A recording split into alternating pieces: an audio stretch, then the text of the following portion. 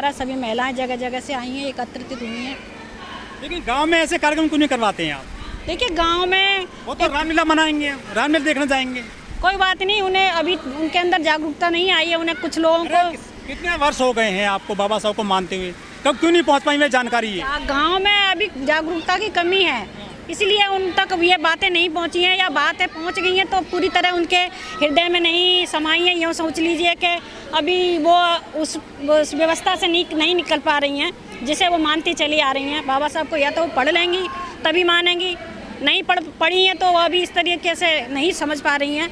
हम तो गांव-गांव जाते हैं, लोगों को जागरूक करते हैं भीम ज्ञान चर्चा के माध्यम से, और लोग निकल भी रहे हैं। ऐसा नहीं है कि गांव से नहीं निकलना है, गांव से लोग निकल रहे हैं। कुछ तो देखिए गांव में तो नवरात्रों की तैयारी चल रही है, दुर्गा पूजा की तैयारी चल रही है, मिट्टी लाई जा रही है। अब जो है रावण फूकेगा, राम आएंगे, सीता आएंगी, रावण फूकेगा। तो वो है ना, एक तरह से कुछ लोगों के अंदर भय जो सदियों से करते चले आ रहे हैं, उनके पूर्वज उस व्यवस्था को हो सकता नहीं छोड़ पा रही हैं। जो जागरूक है वो उन्होंने छोड़ दिया, जो नहीं जागरूक है अभी तक नहीं छोड़ पा रही हैं। लेकिन काफ़ी हद तक गांव में भी सब लोग जागरूक हो गए हैं, महिलाएं भी जागरूक हो गई हैं और छोड़ भी रही हैं महिलाएं। ये तो राम राज्य बता रहे हैं बीजेपी वाले, राम राज्य में अब जो बाबा साहब को याद करते हैं, मनुवाद के खिलाफ बोलते हैं। हाँ, राम राज्य आ तो रहा है, जो अभी रेप हो जाते हैं उनके, हाँ मंदिर में रेप होती है, यही तो राम राज्य है। हमारे समाज के बच्चों को पानी नहीं पिया जाता, मार दिया जाता, यही तो राम राज्य। ये राम राज्य तो है ही है। राम राज्य की झलक शुरू हो तो चुकी है, आपको अभी तक पता ही नहीं है कि राम राज्य आ चुका है कहाँ पर आप। और जो आप गांव की बात कर रहे हैं, गांव में कौन कह रहा है जागरूकता नहीं हुई है? हम तो गांव से ही निकल के आ रहे हैं। गांव में अब इतने जागरूक हो गए हैं लोग बाग कि गांव में जा करके हम देखते हैं, हम खुद अचंभित इस चीज़ को देख करके कि गाँव वाले कितने जागरूक हो गए, हमसे ज़्यादा निकल रहे हैं गाँव में अब तो। लेकिन मंदिरों में लाइन लग रही है नए नए बच्चों की, युवाओं की। गांव में नहीं लग रही है, आप यहाँ गलत हैं। गांव में कोई मंदिर में नहीं जाता है, मंदिर में सिर्फ शहर वाले जाते हैं, जो मोटे तगड़े पेट वाले हैं वही जाते हैं। अरे वो कांवड़ लाते हैं गांव के लोग। हाँ, तो कांवड़ लाते, वो हमें ने तो सिखाया। आप मुझे एक बात बताइए, मैं चलो एक कहानी के माध्यम से पूछती हूँ। एक कील आप उस जगह पर निशान करते रहो, ठोकते रहो, वो निशान बन जाता है। आप उसे मिटाते मिटाते कब तक मिटाओगे? टाइम लगेगा ना। तो वही होते हैं हमारे अंदर। मंदिर बन रहे हैं, लाखों लोग जा रहे हैं, उनकी तो संख्या बढ़ती जा रही है भक्तों की। तो आपकी संख्या उस हिसाब से नहीं बढ़ रही है? नहीं बढ़ रही है, हमारे समाज की भी बढ़ रही है, अम्बेडकरवाद की भी बढ़ रही है। और वो इसलिए बढ़ रही है कि वो अब डरने लगे हैं कि अम्बेडकरवाद बढ़ने लगा है, ब्राह्मणवाद घट रहा है। तो इसलिए वो इस चीज़ को, यदि 10 लोग इकट्ठे हो गए तो उसे इतना हाईलाइट कर देंगे कि पता नहीं लाखों की भीड़ है। और हमारे मीडिया और हमारी इस भीड़ को इतनी को कोई भी छोटा सा करके एक जगह दे देगा। वहाँ पे अगर कोई एक जगह पानी की बोतल भी पिलाता होगा ना, गरीबों को एक बोतल देगा, तो उस पेपर में उसकी हेडलाइंस आती। बाबा साहब ने 4 बच्चे कुर्बान कर दिए समाज की खातिर, महिलाओं की खातिर। लेकिन वो महिलाएं जो करवा चौथ पर उसी कथा को याद करेंगी, बाबा साहब को याद नहीं करेंगी। अपने बच्चों के लिए वो व्रत करती हैं करवा चौथ पर। बिल्कुल सही। करवा चौथ का व्रत रखवाता कौन है? आप ही लोग रखवाते हो। महिला की इतनी हिम्मत नहीं कर रख ले, आप ही लोगों को डर लगता है कि समझ क्यों नहीं पा रही? वो समझ रही है, आप समझाओ ना इस चीज़ को। व्रत तो आप रखवा रहे हैं, आपको ये डर लगता है कि कहीं मेरी उम्र ना घट जाए, मैं मर गया तो। ये आदमियों का दायित्व है, वो करवा चौथ का व्रत नहीं रखवाएंगे। औरत की हिम्मत नहीं कि वो रख ले, हम नहीं रख रहे हैं।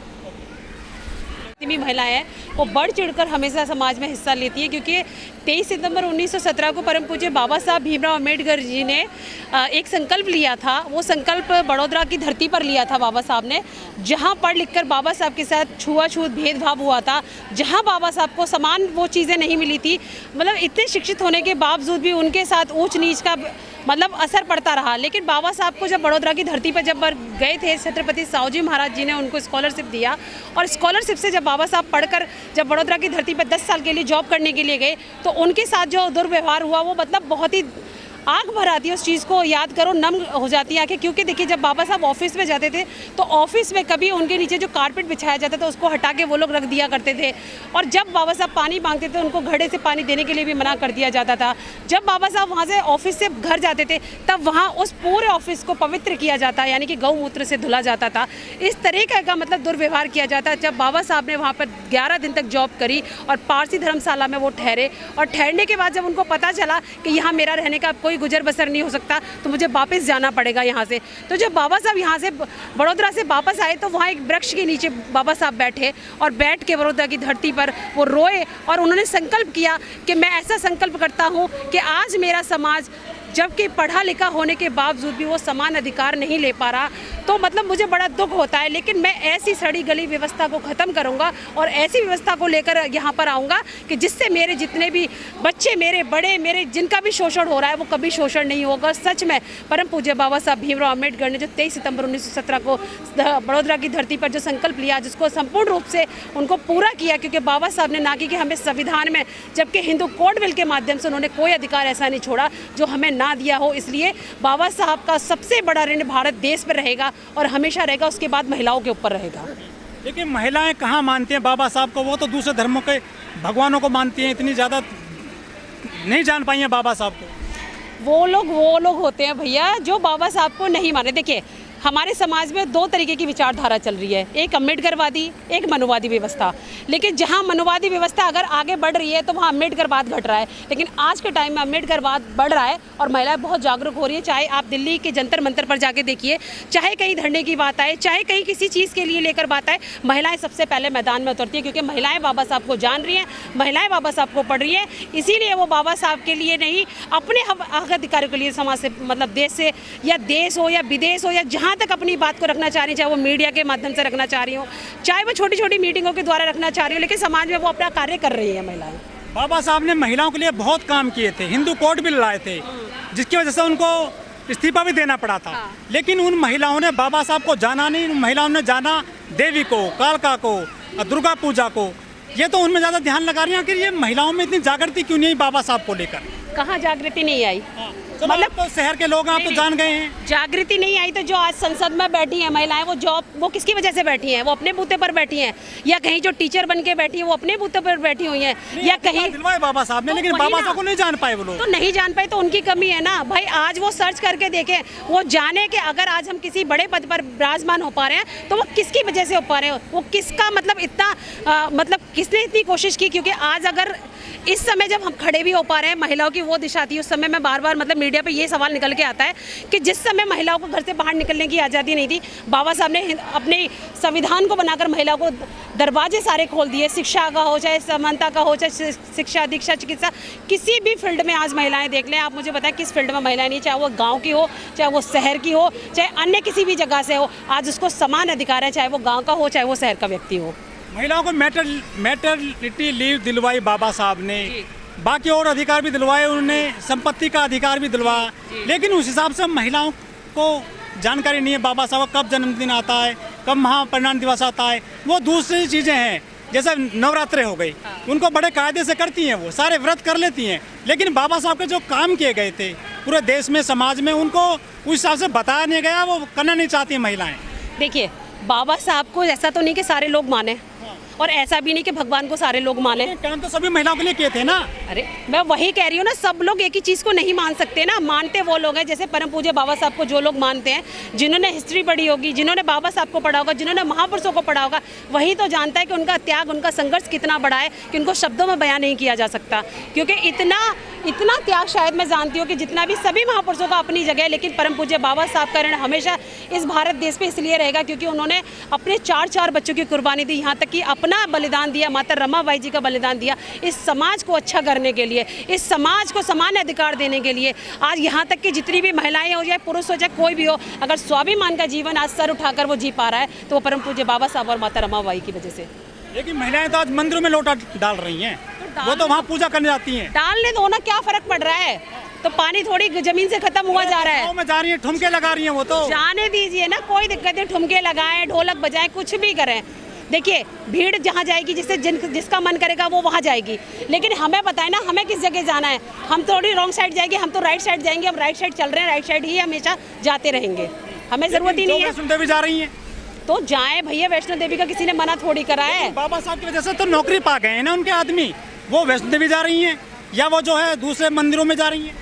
दूसरे मंदिरों में जाएंगी। मैं तो बस यही कह सकती हूँ समाज की प्रत्येक महिला से कि आपको जहाँ जाना है वहाँ जाओ, आपकी मर्जी है। लेकिन मैं तो बस ये रिक्वेस्ट करूँगी कि जाने से पहले एक बार बाबा साहब को जरूर पढ़ें, उन महापुरुषों को जरूर पढ़ें जिन्होंने आपके लिए सारा घर बार त्याग दिया, अपने बच्चे कुर्बान कर दिए। आप एक बार अगर उनको पढ़ लोगे तो शायद मेरे ख्याल से जहाँ जाने की आप सोच रहे हो वहाँ कभी जाने की सोचोगे नहीं। ये बाबा साहब को जानती नहीं है या मानती नहीं है ऐसी महिलाएं जो मंदिर जाती हैं? देखो बाबा साहब को जानते तो सब हैं, लेकिन मानने की कोशिश नहीं करते, क्योंकि मानना ही सबसे कड़ा काम है। क्योंकि बाबा साहब को जो मानेगा वो 22 प्रतिज्ञाओं को मानेगा, जो बुद्ध को मानेगा वो भी पंचशील को मानेगा। तो सबसे बड़ी बात है, किसी को मानना आसान है लेकिन उनके विचारों पर चलना सबसे मुश्किल बात हैगी। तो वो हमारा समाज में जो कुछ लोग हैं वो नहीं कर पा रहे। लेकिन आप बाबा साहब को मान रहे हो, क्योंकि भाई उसमें तो साफ साफ लिखा है 22 प्रतिज्ञाओं में।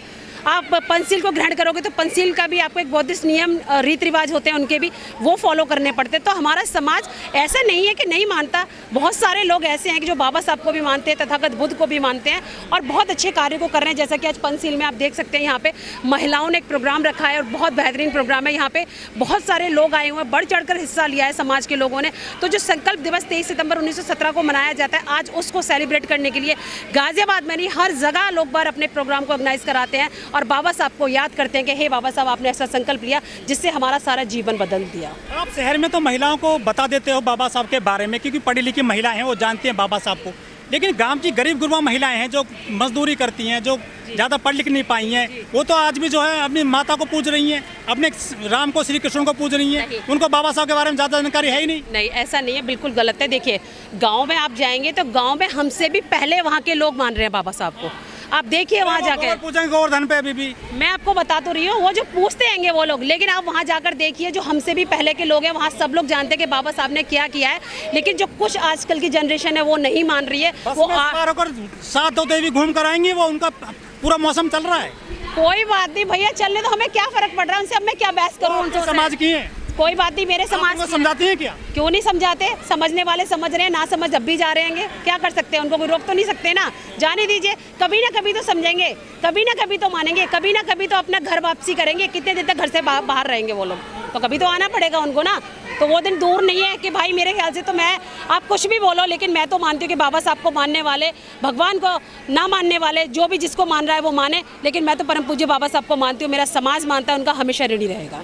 क्या होता अगर बाबा साहेब ना होते और हमारे इतने हक अधिकारों के लिए उन्होंने इतनी मेहनत ना की होती, इतने बलिदान नहीं दिए होते, अपने 4 बच्चों को कुर्बान नहीं किया होता, तो हम आज जो अच्छी ज़िंदगी जी रहे हैं, जो शिक्षा का अधिकार हमें मिला हुआ है, हर चीज़ का अधिकार, यहाँ तक कि पानी पीने का अधिकार, पानी की भी क्रांति, ये तो इतिहास में पढ़ाया ही नहीं गया भारत में, लेकिन ये बहुत ज़रूरी है। नमक से भी ज़्यादा ज़रूरी होता है पानी, जिसका आंदोलन बाबा साहेब ने किया कि इन गरीब, शोषित, पीड़ित लोगों को भी पानी पीने का अधिकार है। इनको जानवरों की जैसी ज़िंदगी जीने से उन्होंने बचाया।